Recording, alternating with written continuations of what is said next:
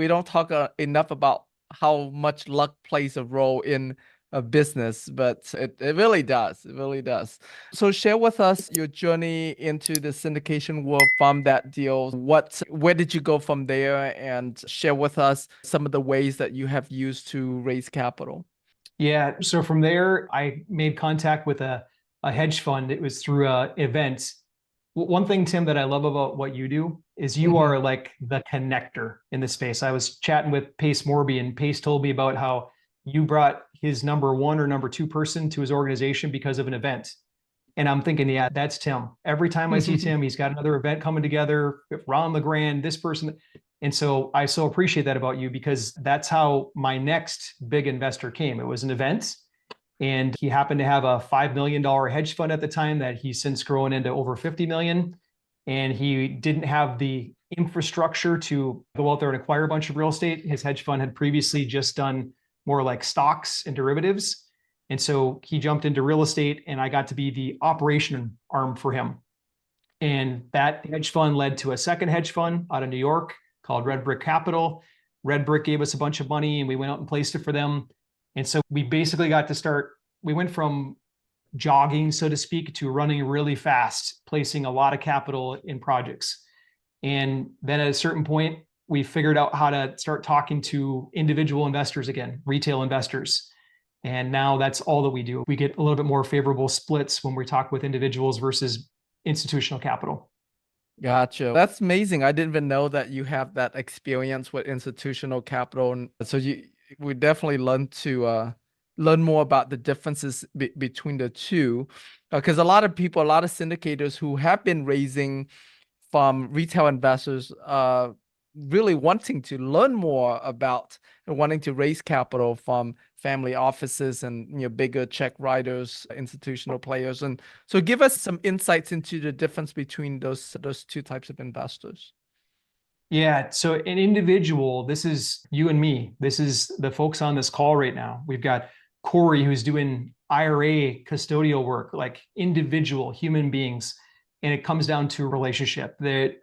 I'd say 3/4 of the reason that individuals invest into our projects, it's not just because of track record, not just because we've done some pretty good stuff or we buy the property. It's because they trust us. They trust you, they trust me, or whoever's the head of the project. And so that's the most important thing I can say on individuals. The benefits of an individual is that there's much more equitable splits. AKA, if you're the person running the project, you can get paid more. With institutions, that I'll switch to in a second, your paycheck is going to be dictated by the institution. They're really going to drive that bottom line number. So I prefer individuals by a long shot. It takes a little bit more work up front and a little bit more time because it's not one check for 5 million. It's more like a bunch of checks for 100,000 to 500,000. So more work, but to me, it's worth the extra work. And I really like the relationships with people, so it works for me anyways. On the institution side, it's a little bit more of gatekeepers and friction up front, but once you get in the door, it's not very hard to get the capital. They're looking to place capital. They're in the business of placing capital. As long as they can find a quality operator, quality project, they want to write checks. Something I learned a little bit the hard way is that they're not looking for baby-sized deals. In fact, it's easier. Maybe I should ask this question for everybody. Just think about this in your mind. Do you think it's easier to get $1 million check or a $5 million check from an institution? You got a $1 million project or a $5 million project. Which do you think they go for first? Yeah, I'm seeing the hands here on the live stream, but it's 5 million all day long. And what I found is that once one hedge fund or institution or family office, once they like you, they tell the next one down the street, the one that they know, they have relationships with one another. Often they co-invest in projects, and they'll rely on the due diligence from one to service for the next, at least the surface level due diligence. I love that it's bigger check size and all that kind of stuff. But then it comes down to the economics. When you're working with institutions, they want to make sure that you have skin in the game, like you, real money, your money, not money that you took from another investor, but your real money must be in the deal. They want to know the fees, totally black and white, and they're gonna inspect those fees and they're gonna give pushback always. I've never had, even when I charge less fee than normal, the hedge funds still find a reason to push more. So that's the biggest difference between the two. Gotcha. Okay.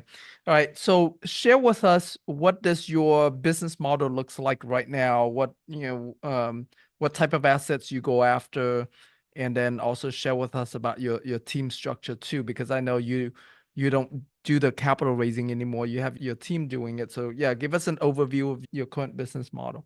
Yeah, so I'll start with assets and then I'll come back to the actual capital side.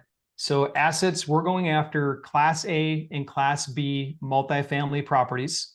We will take a Class C if we can lift it into the B category. So the last one we just closed on last month, we raised a little bit more than 4 million for this one. It was a Class A building in Memphis, Tennessee, built 10 years ago. Beautiful property, really artistic looking. It was originally built to be a dorm for an art college. That particular one, the seller paid 5.7 million for it 2 years ago. We just took it off their hands for 3.3 million. Wow. So massive discount. This is why I love distressed debt. So literally like turnkey, it's operating right now. Like they took out a really bad loan and the loan was eating them alive. They couldn't get it refinanced because they didn't hit the occupancy that they needed, and they had to bail before they got foreclosed on. So anybody bumps into distressed debt situations, meaning the seller is in trouble, and if you don't know how to deal with it, that's where you can call Home Invest. Like we love those deals. We'll partner all day long because we know it. We know what to do, the levers to pull and all that kind of stuff. So we bought that one. Earlier in the year, we got a $12 million deal, very similar, 166 units. Sellers had some financial pinch on it, and we had to come in and with new financing and take out their old financing to close on that deal. So that's what we're working on. We have a somewhere between 47 and $48 million deal that we're very close on. We are in the final round of negotiations off the LOI. It's not under contract yet, but we're very close. That'll be the largest deal that we've taken so far, if it goes through, God willing. Wow. Amazing. Are you finding these through brokers, or do you have bank connections that are letting you know about these deals? Yeah, so both. Brokers are the easy, low-hanging fruit way. The thing is that you don't want just every broker, because 9 out of 10, if you call 10 brokers right now and say, hey, I want the bank distressed kind of situation, 9 out of 10 will say, oh, that doesn't exist. And if you ask me how I know that, it's because we call brokers too. We call listing brokers in markets that we want to be in, and we just tap and feel. And most of them will say that doesn't exist. You won't find any of those. And then 1 out of 10 will say, you know what? I actually know of a guy, I know of a lady, I know of a seller that maybe is in that situation. And that 1 out of 10, that's the one that you want to really lean into. The other way that you do this, and this is real popular, Tim, you've done it all, so I know that you know this, but back in the days when single family houses were being foreclosed on, back in 2010, 2011, we were all calling asset managers. Yep. That role went away for a while, at least it wasn't on the forefront. It's coming back right now, especially in distressed commercial for office space. And it's starting to come now on distressed multifamily sales. Asset managers, that's who you want to get a hold of at the bank. Wow. Good to know. That's awesome. All right. So share with us on the capital side. Yeah, you tell me which part you want to go on, but I'll tell you what we're doing right now to raise capital. Yeah, I guess maybe start with your team structure, and then we can go into the actual like strategies and the channels that what you're doing to raise capital. Yeah. So we have 3 people that are dedicated to capital raising. We call them advisors on our team. They're literally just taking phone calls, talking with investors as we book investor phone calls. And then there's myself and then the other co-CEO of Home Invest that are out front trying to lead generate. So what do we do to lead generate? I'll break that kind of sequence down and how you prepare for it. Before I get there though, the advisors, they really have to know your business. They have to be either like partner level, co-GP, or someone that really can explain the deal. The folks that we have as advisors, they're either partner or they've invested in our deals, meaning like they actually put up their own money. And the reason I'm going into that depth is because I've tried everything under the sun. And the ones that succeed are the ones that can relate investor to investor. We've got 3 of those folks on our team, 1 lady, 2 guys, and the lady does twice what the 2 guys do put together. She's really good. So take that for what it is. I think it's just her work ethic, but she does really good. And so they take calls, and it's my job to fill up their calendars. It's my job to go out front and get the attention of the marketplace. And it's why I come and hang out with someone like you. I go to events, and that's how you and I got to know one another, other events. Yep. It's why I go out into the field and into these events so I can meet people. The other way that we do it is that we create our own online events. So we are running ads all the time. We do webinars, and we basically show people a little preview of the deal that we're working on. And we say, hey, if you're an accredited investor and you're looking for more information, then jump on our webinar. It's happening on Thursday at 6 o'clock. And then I jump on and I basically talk about the deal, and then I book phone calls at the end of it. So that's how we do it online. And then the other one is in-person events. And this one, if you guys are taking notes, or if you really want to absorb this, I would, like, if you listen to nothing else, listen to this part. The in-person events has come back with a fury. During COVID, it was shut down. And I know you guys are following Tim, so like you guys just watch what Tim does. But I recently started doing more like sponsorship booths, paid speaking spots, anywhere where I can get in front of people in an in-person event. Those investors convert at least 2 times faster, maybe 3 times faster, because they shook your hand or they saw you in person. So that's the path that I'm really pushing hard on. The event that we went to last week, we were a sponsor there, and we got at least 40 investors from that event, at least 40 right up front, that I think will do something with us over the next handful of months. That's amazing. Okay. So let's separate, because you guys have your own events that you host and then you go other events. So when you hosting your own events, what's the topic? What are people signing? What are people attending to learn? And then what's your process in converting them into an investor? Yeah. So you mean like on a webinar style event online? Yeah. So I guess we can talk about, because you don't only do webinars to attract passive investors, you also do in-person events to attract passive investors. Is that correct? Yeah, we do. Yeah. Yeah. So let's take the online one first. All of the online webinars, they all based on deals, or do you also do some based on education as well? Yeah, great distinction. So it's about half and half for us. Sometimes we do a straight up deal launch. Sometimes we do something called our pipeline call. And that's us once a month. We just get on and show people the deals that we're working on.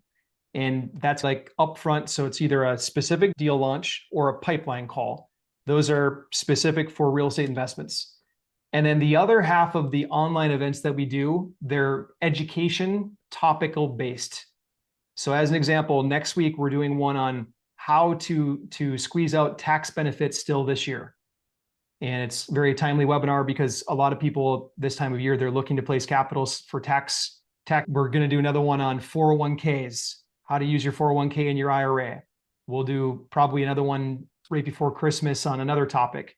So every 2 weeks, we're trying to do some kind of topical type webinar just to put somebody on and we educate. And then at the end of it, we simply say, hey, if you're looking to do the thing that we just taught, book a call with us. Here's the booking link. Let's jump on. We'll help you with that.